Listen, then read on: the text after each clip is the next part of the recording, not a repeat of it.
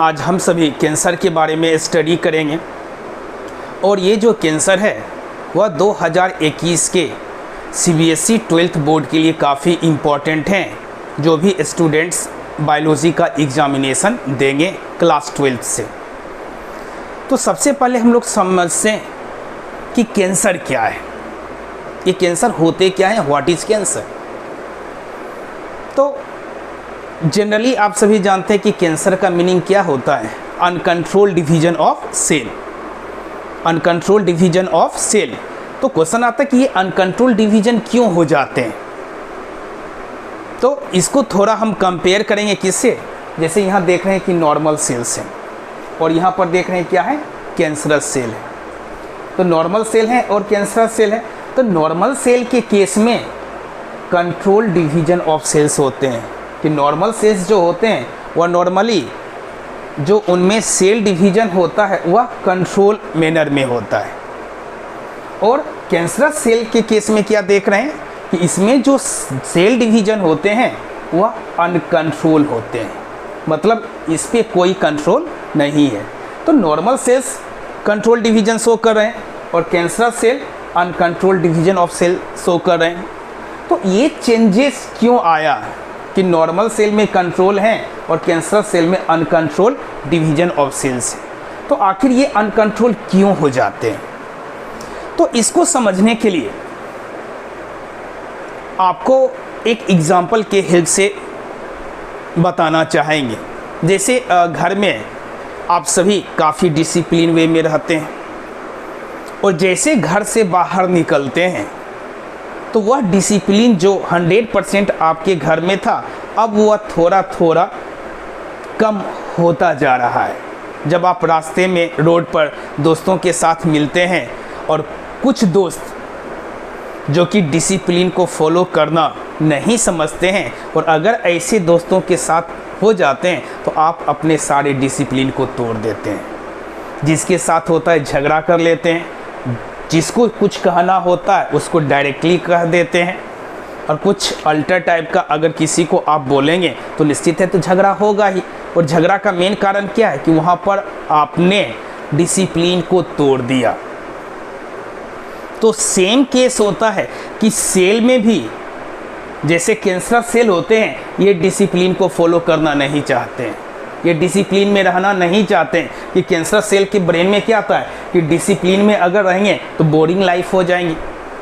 और normal cell जो हैं उनके ब्रेन में क्या है कि अगर वह डिसिप्लिन में रहेंगे तो उनकी लाइफ बहुत अच्छी होगी। तो सिंपल सा है, जैसे आप सभी जानते हैं कि कोई एक आतंकवादी किसी देश में चले जाते हैं, तो जिस देश में चले जाते हैं, एग्जाम्पल फॉर एक आतंकवादी हमारे कंट्री में आ गया, इंडिया में आ गया, तो इंडिया में जो पर्सन रहते हैं वह डिसिप्लिन को फॉलो कर रहे हैं, अपने रूल एंड रेगुलेशन को समझ रहे हैं। लेकिन जो आतंकवादी हमारे कंट्री में आ गया है वो तो डिसिप्लिन को फॉलो नहीं करेंगे।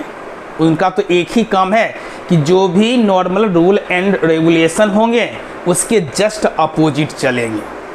तो समझ जाइए कि ये आतंकवादी सेल हैं और ये कोई रूल एंड रेगुलेशन को नहीं समझते हैं। और जब रूल एंड रेगुलेशन को नहीं समझेंगे तो उस केस में क्या होगा, इनका जो भी वर्क होगा वह अनकंट्रोल होगा, जो मन में आएगा ये वो करेंगे। और मैक्सिमम टारगेट क्या होता है कैंसर सेल या आतंकवादी का, वह ज़्यादा से ज़्यादा उस कंट्री को हार्म करे, नुकसान पहुंचाए जिस कंट्री में वह पहुंच चुके हैं।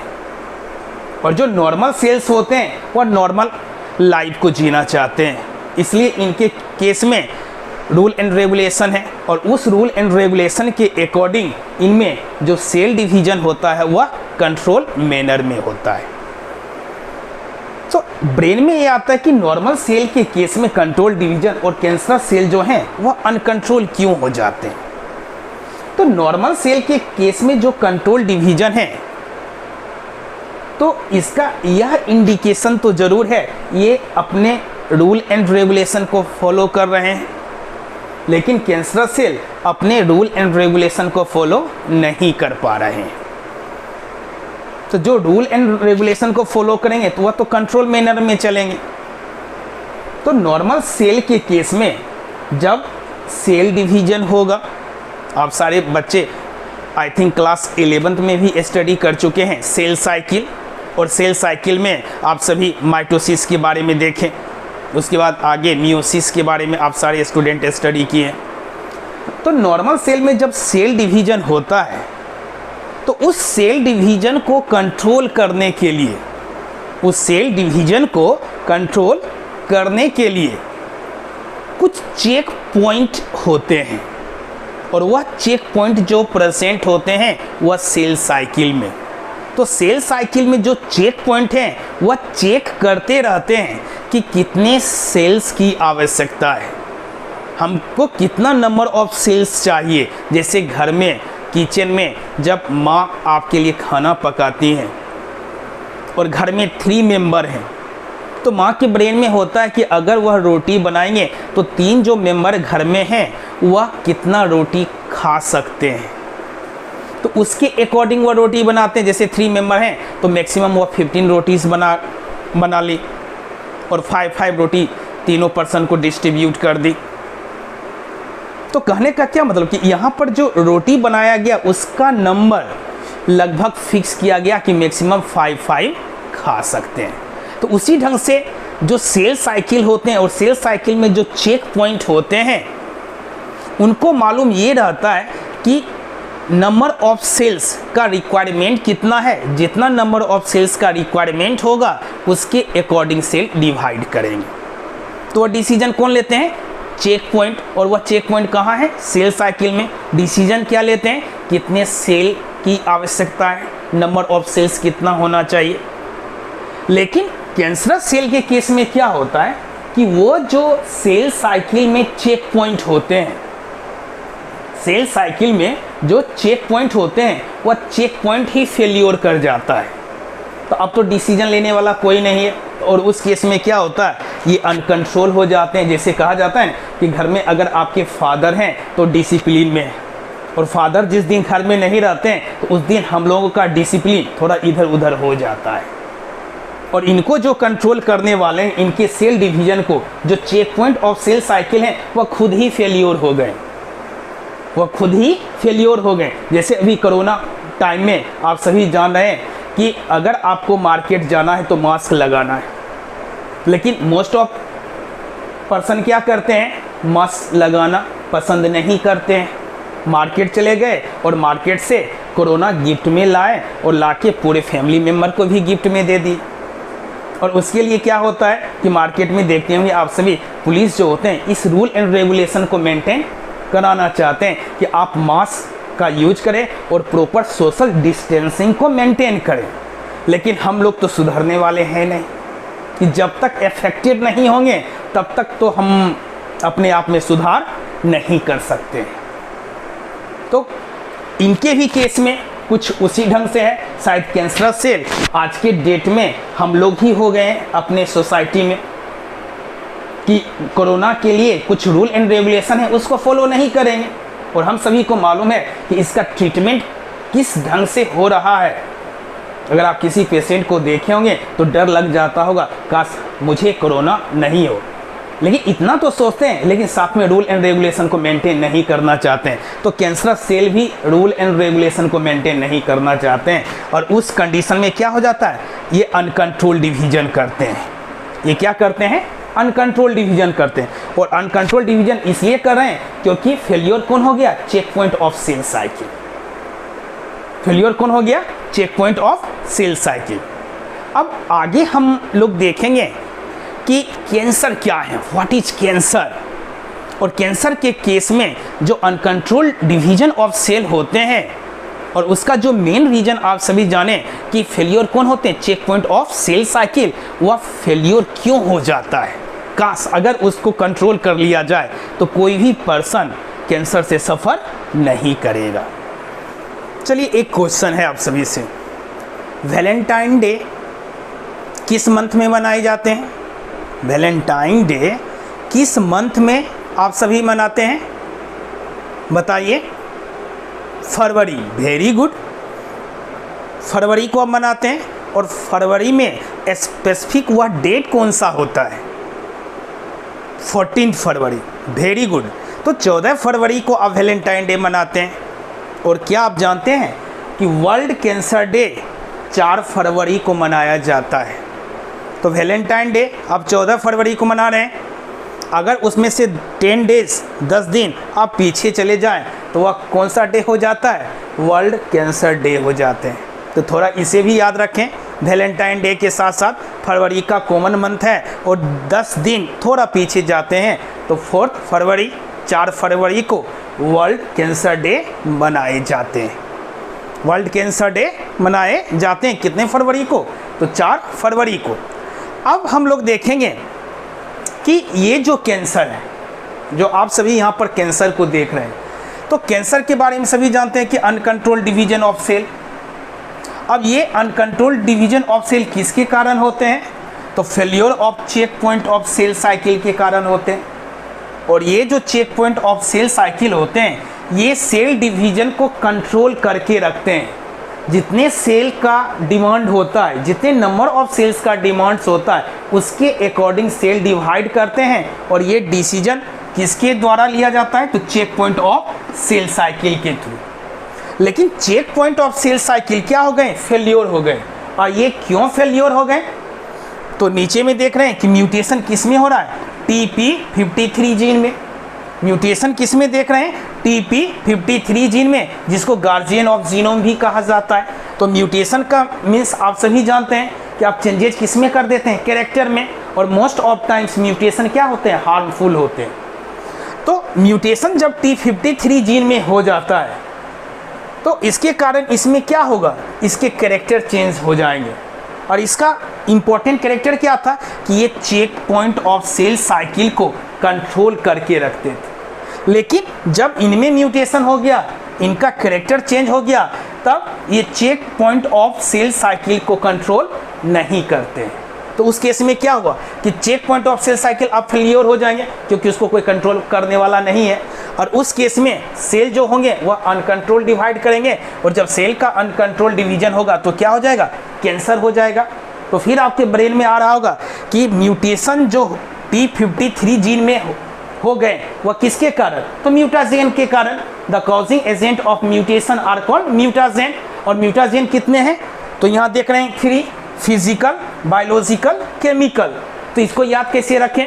तो नीट की तैयारी कर रहे होंगे या क्लास 12th में बायोलॉजी आप सारे स्टूडेंट स्टडी कर रहे हैं, तो मेन पेपर आपका क्या है? फिजिक्स, केमिस्ट्री और बायोलॉजी। फिजिक्स है, केमिस्ट्री है और बायोलॉजी है। तो उसी के बेसिस पर याद रखेंगे कि फिजिकल म्यूटाजेन है, बायोलॉजिकल म्यूटाजेन है और केमिकल म्यूटाजेन है। और ये तीनों म्यूटाजेन के कारण म्यूटेशन किस में हो गया? TP53 जीन में। और जिसके कारण उसका साइड इफेक्ट किस पे पड़ा? Check point of cell cycle. तो check point of cell cycle क्या हो गए? फेल्योर हो गए। और जब ये फेल्योर हो गए तो अनकंट्रोल डिवीजन किसका हो गया? सेल का। और जब अनकंट्रोल डिवीजन सेल के हो जाते हैं तो वह किस फॉर्म में कन्वर्ट हो जाता है? तो कैंसर में। किस फॉर्म में कन्वर्ट हो जाता है? तो कैंसर में कन्वर्ट हो जाते हैं। अब हम सभी ट्यूमर पर फोकस करेंगे, जो आप सभी यहाँ पर देख रहे होंगे ट्यूमर। तो ट्यूमर, तो जैसे कोई पर्सन बोलता है कि ट्यूमर हो गया तो इंडिकेशन मिल जाता है कि कैंसर है। तो ट्यूमर एक्चुअली होता क्या है? तो सबसे पहले यहाँ पर देखें कि a swelling of A part of the body. यहाँ क्या कर रहा है कि स्वेलिंग हो रहा है। तो स्वेलिंग किस में हो रहा है? पार्ट ऑफ द बॉडी में। जनरली विदाउट इन्फ्लामेशन, जनरली जो होते हैं विदाउट इन्फ्लामेशन होते हैं। Caused bye N abnormal growth of tissue. और ये जो इसका जो मेन कॉजिंग बताया जा रहा है वह क्या है? Abnormal growth of the tissue. और इसी को अगर आप दूसरे ढंग से देखना चाहें तो देख रहे होंगे कि masses of undifferentiated cells, masses of undifferentiated cells due to cancer is called tumor। masses हैं किसके? तो undifferentiated cell के। तो आपके ब्रेन में ये चल रहा कि masses of undifferentiated cell क्या है और स्पेशली undifferentiated cells होते क्या है। तो जैसे एग्जाम्पल आपको बताते हैं, जैसे यहाँ पर आप सभी देख रहे हैं कि जो सेल का शेप है वह स्फेरिकल है। एग्जाम्पल फॉर आपको बता रहे हैं, ये यहाँ पर देख रहे हैं, और अब इसके नीचे देखें जो दूसरे सेल का ग्रुपिंग है,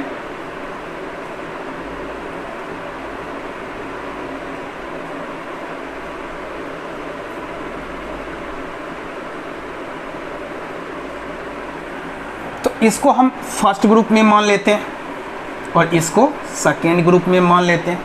अगर दोनों ग्रुप को देखें और दोनों ग्रुप में क्या है, सेल, तो फर्स्ट ग्रुप को देखते हैं तो फर्स्ट ग्रुप को जब आप देखते हैं तो लगता है कि सभी सिमिलर सेल है, सभी क्या है, सिमिलर सेल है।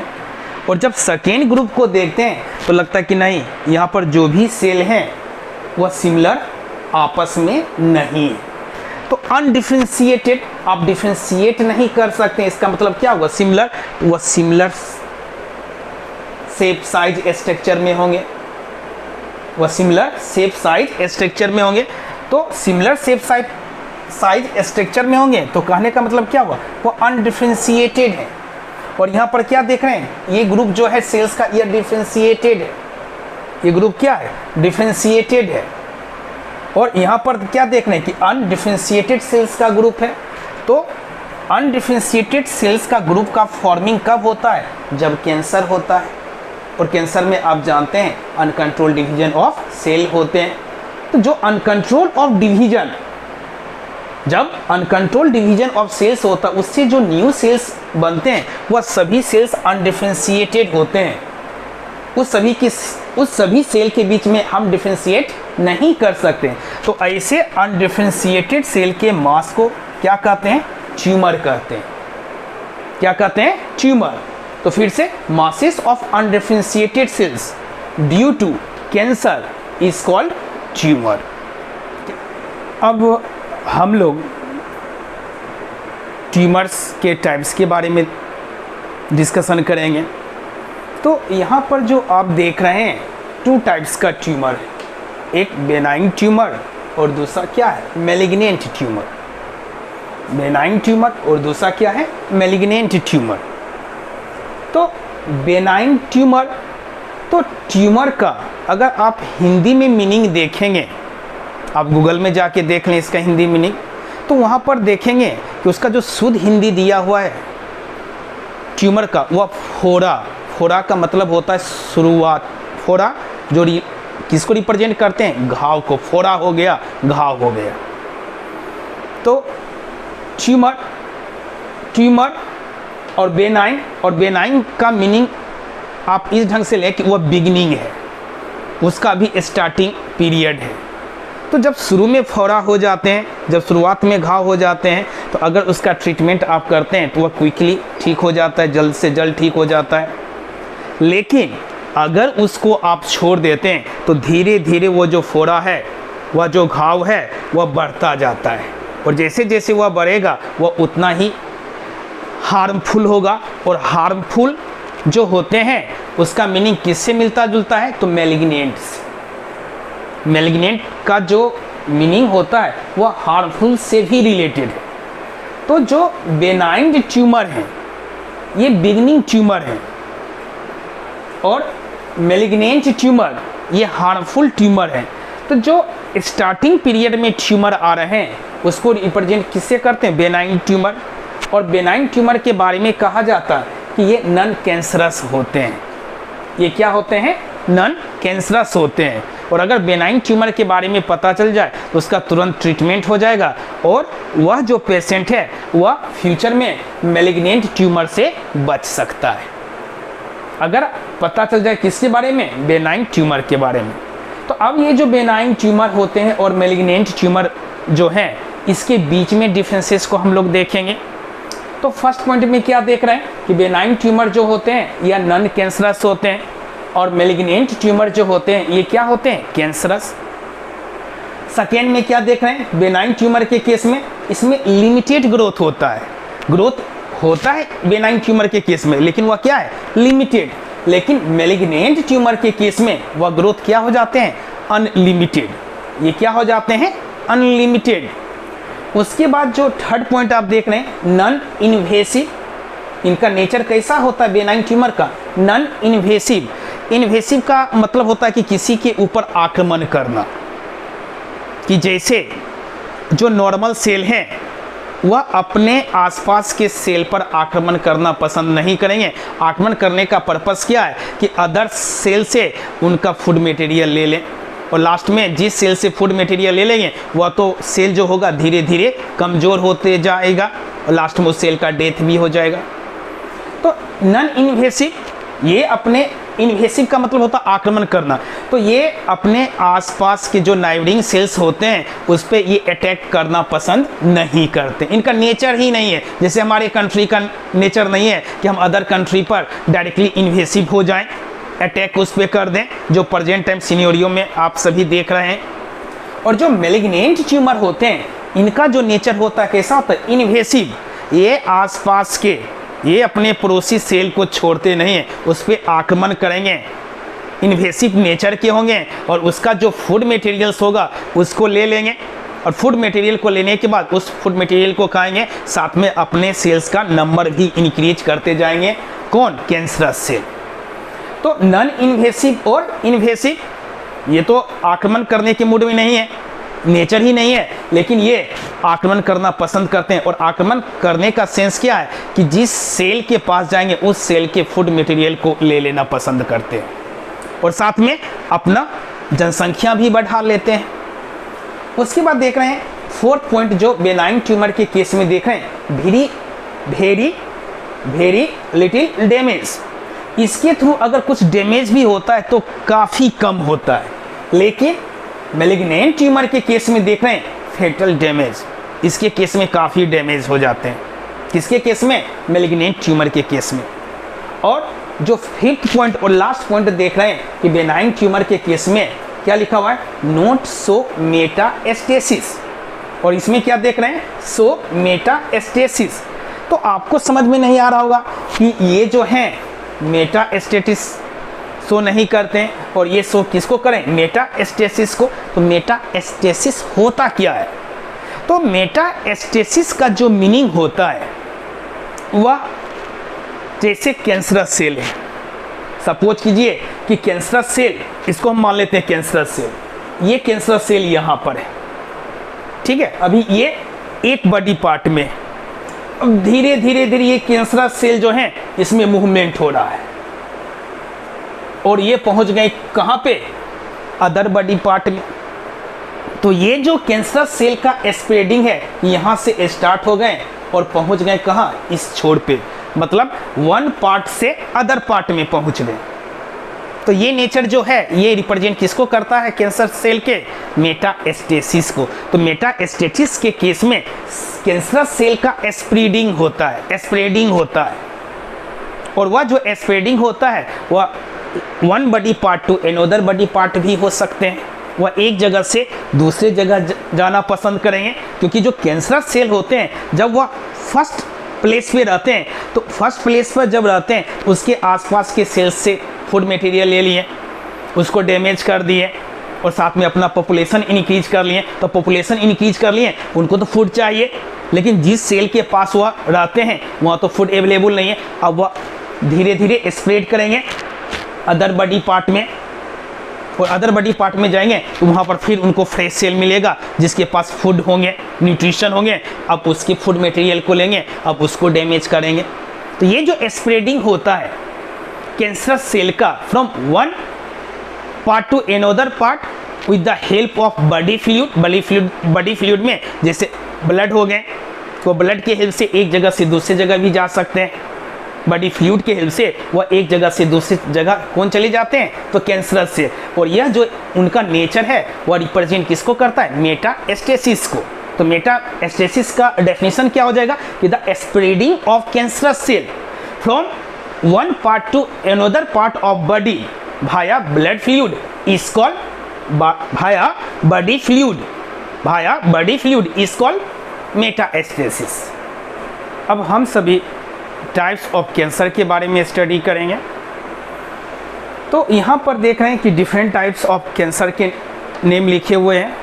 तो फर्स्ट में क्या देख रहे हैं, कार्सिनोमा, सेकेंड में मेलानोमस, थर्ड में सार्कोमास, फोर्थ में ल्यूकेमियास एंड लिम्फोमास, और फिफ्थ में एडोनोमा। तो ये जो डिफरेंट टाइप्स के कैंसर जो हैं, carcinoma, मेलानोमास, sarcomas, leukaemias and lymphomas, और फिफ्थ में देख रहे हैं एडोनोमा। अब इसके नेम को कैसे याद रखें? तो नेम को जब भी आप याद करने का प्रयास करते होंगे तो अजीब टाइप का लगता हो, कैसे याद करें इसको। एक बार पढ़ लिए तो उसे कार्सिनोमा, कार्सिनोमा, सेकेंड में मेलानोमास, तो याद कैसे रहे, ये ब्रेन में कैसे स्टोर हो जाए। तो थोड़ा सा यहाँ पर आप सभी को हंसाते हुए हम याद कराने का प्रयास करेंगे। इसको याद करने का ट्रिक्स क्या है, जैसे आप यहाँ देख लें कि कार्सिनोमा में फर्स्ट लेटर क्या है, सी, और मेलानोमास में फर्स्ट लेटर क्या है, एम, तो सीएम बना दीजिए। और सीएम, बायोलॉजी का सीएम का मतलब क्या हुआ, सेल मेम्ब्रेन। बायोलॉजी का सीएम कौन हो गए, इसका फुल फॉर्म सेल मेम्ब्रेन। अब ये जो बायोलॉजी के सीएम साहब हैं, इनका शादी हो गया। जिस लड़की के साथ शादी हुआ तो भाई भी उसको है, तो निश्चित है उनको साला भी मिलेगा। तो सीएम साहब को क्या मिल गया, आफ्टर मैरिज के बाद साला मिल गया। तो सीएम साहब सेल मेम्ब्रेन का साला।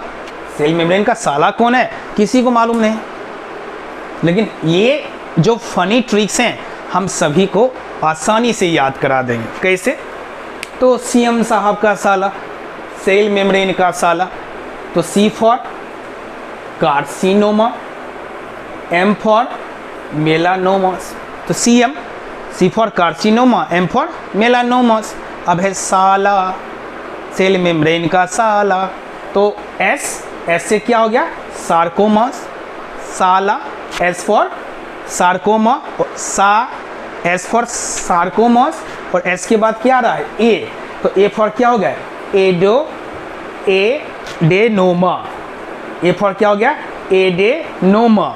तो सा, एस फॉर सार्कोमास, सा, ए फॉर एडेनोमा, तो सा हो गया। अब बारी किसकी है, एल ए की, तो एल फॉर क्या हो गया, ल्यूकेमियास एंड लिम्फोमास, और ए जो हैं उनको छोड़ दें।